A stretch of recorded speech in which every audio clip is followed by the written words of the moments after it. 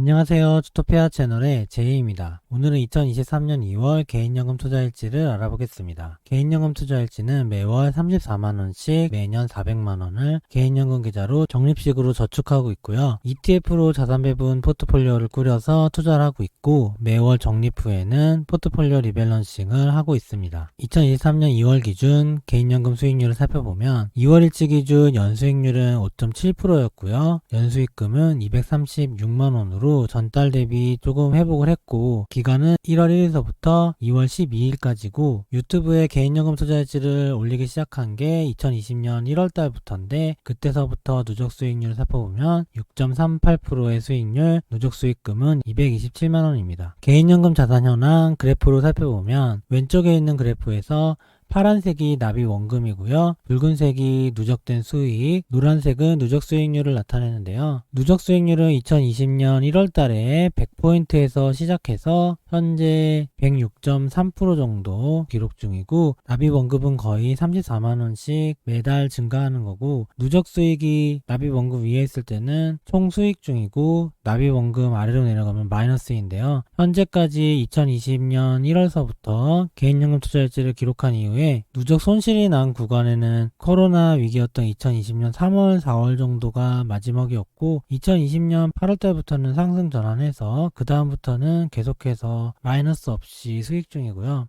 2022년 말에 자산시장에서 주식과 채권이 가격이 많이 하락하면서 개인연금 투자일지도 손실이 날 뻔하다가 원금 근처에서 손실 없이 반등을 한 상황이고 2023년 2월일치 2월 12일 기준으로 투자원금은 4,197만원, 전달 대비 34만원 늘었고요. 투자 수익은 올해 227만원 기록 중이라서 전달 대비 83만원이 증가했어요. 그래서 총 자산은 4,424만원으로 전달 대비 117만원 증가했고 누적 수익률은 6.3% 기록 중입니다. 개인연금 계좌 수익 2023년 2월 현재 평가액은 4,424만원, 전달 대비 117만원 늘었고 2023년의 연수익은 5.7%, 236만원, 2022년에는 마이너스 13% 손해가 났었고 2021년에는 13% 수익, 2020년에는 3.57% 수익, 그리고 2019년에는 11.7% 수익이라서 2019년서부터 누적된 수익은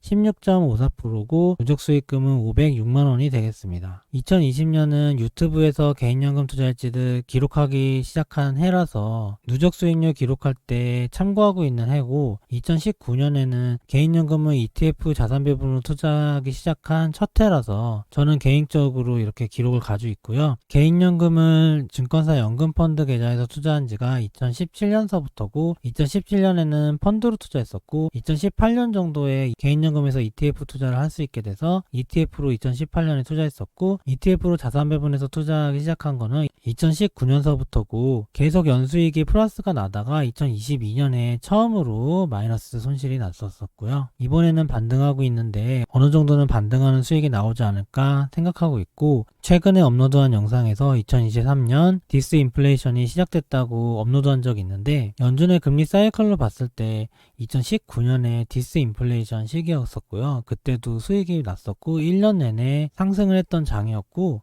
2018년에는 주식시장이 좋지 않았거든요. 그래서 지금도 2022년이 2018년처럼 손해가 난 해였지만 2023년에는 2019년만큼 반등해주지 않을까 개인적으로는 생각 중입니다. 포트폴리오 업그레이드를 살펴보면 위험자산은 2% 줄여서 48%, 안전자산은 그대로 30%고요. 금은 2% 늘려서 12%를 보유 중이에요. 이번에는 종목 교체 없이 리밸런싱만 진행했습니다. 코스트라인의 달걀을 통해서 현재 기준금리 위치와 방향에 따라서 자산 배분 시 위험자산과 안전자산, 대체자산의 비중을 조절하는데요. 2023년 2월 개인연금 투자일지 기준으로 최근에 2023년 2월 FOMC가 있었고 0.25% 금리 인상을 했는데 파월 의장이 디스인플레이션이 시작됐다고 얘기도 했고 물가 상승률이 많이 낮아지고 있어서 기준금리를 더 이상 올릴 여지가 점점 줄어들고 있고요. 이제 금리 고점에 거의 다다르고 있는 것 같아요. 현재 위치는 F에서 A 단계로 가는 버블 단계 안에 있고 금리 고점이 확인되면 금리를 유지하다가 어느 선에서는 조금씩 낮추기도 하는데 2019년이 그런 해였거든요. 그럴 때 위험자산이 많이 반등했었고 이번에도 A에서 B 구간 동안 주식시장이 조금 더 반등하다가 예상치 못한 시점에서 과거 2020년처럼 예상 예상치 못한 경제 위기가 찾아와서 크게 위험자산이 하락할 수 있습니다. 현재로서는 금리 고점의 바로 전 단계이기 때문에 위험자산이 반등하는 시기라고 할 수 있고,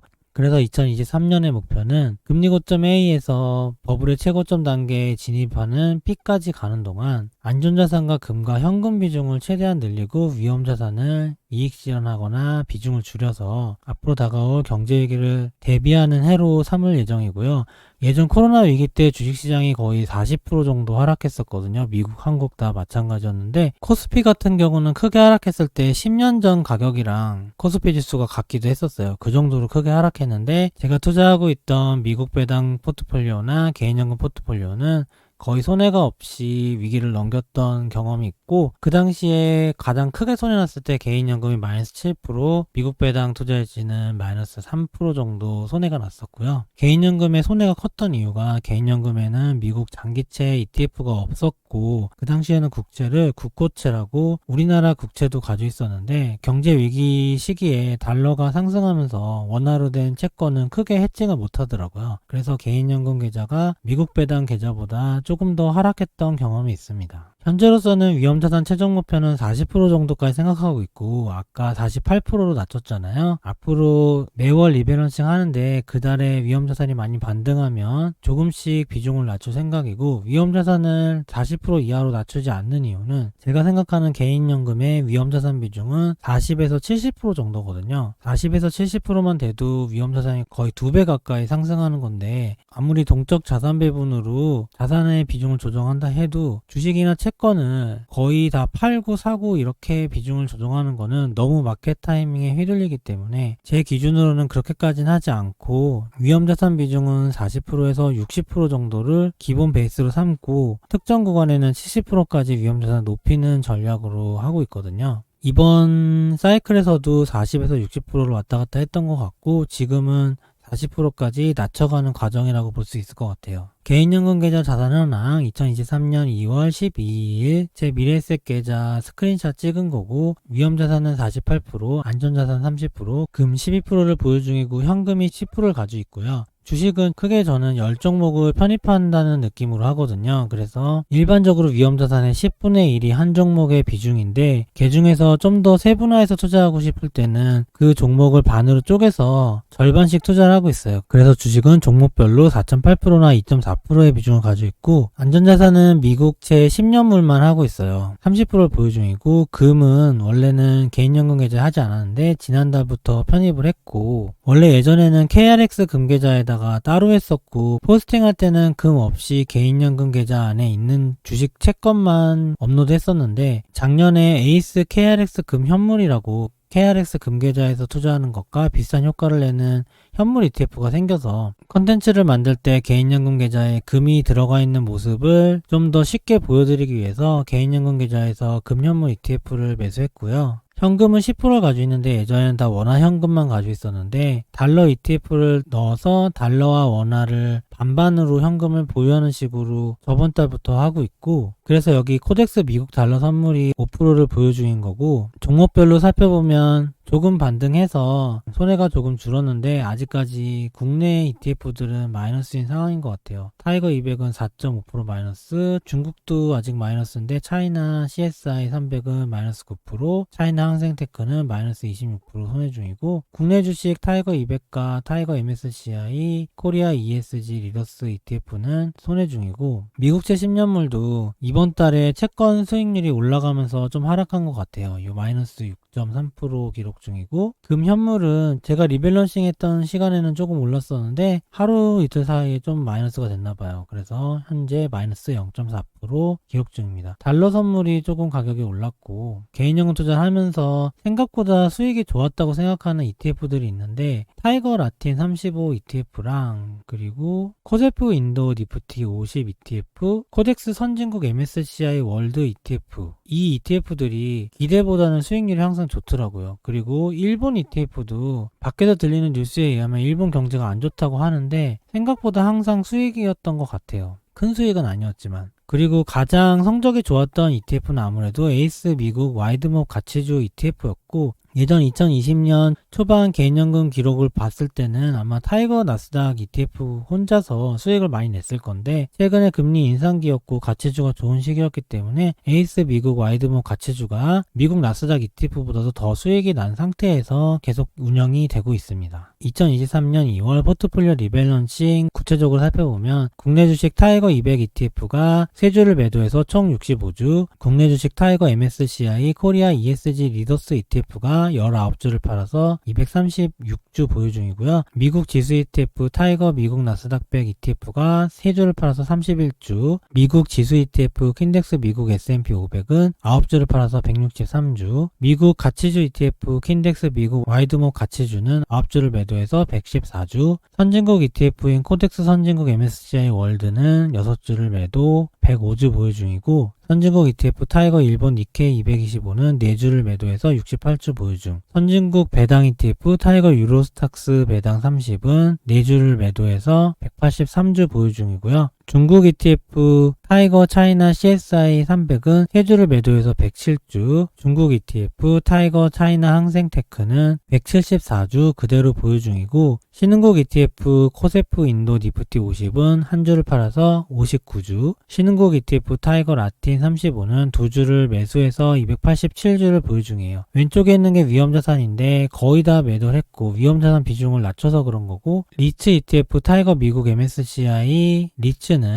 4주를 매도해서 82주, 안전자산인 미국채 ETF 타이거 미국채 10년 선물은 1158주 보유 중이고, 원래는 조금 매수를 했었어야 되는데 이번에 리밸런싱 하면서 미국채 매수를 깜빡했더라고요. 근데 얼마 차이는 안 나서 다음 달에 한꺼번에 리밸런싱 하도록 하겠습니다. 금 ETF 에이스 KRX 금 현물은 93주를 더 사서 488주, 이번에 비중은 늘려서 많은 양을 사게 됐고요. 달러 현금 ETF인 코덱스 미국 달러 선물은 9주를 사서 204주를 보유 중입니다. 이번 달에 매수한 총 금액은 112만원이고 매도한 총 금액은 109만원, 109만원에서 이익은 12만원이 났고요. 수익률은 12.5%였어요. 제가 개인연금 투자일지를 업로드하면서 매달 이렇게 기간 매수 매도와 총 손익 금액을 올리고 있는데 손해나는 달이 거의 없을 정도로 항상 수익이고요. 이렇게 되는 이유가 이번에 위험자산을 매도했잖아요. 이 위험자산은 과거에 많이 떨어졌을 때 매수를 했던 거고, 지금은 비중을 줄이고 있지만 어쨌든 과거보다 오른 상태에서 매도를 했기 때문에 이렇게 수익이 나는 거고요. 자산배분 투자에서 리밸런싱을 하면 블래시라고 저가 매수 고가 매도를 반복해서 그 블래시의 수익이 누적이 되면 자산배분 투자의 총 수익률이 결정되는 건데, 이렇게 리밸런싱마다 나는 작은 수익들이 계속해서 쌓여서 1년 수익, 누적 수익을 만들어내 간다고 생각하시면 될 것 같아요. 지금은 위험자산을 팔고 있고 안전자산을 사고 있지만 언젠가는 안전자산을 수익인 상태에서 매도를 하는 날이 있을 거고,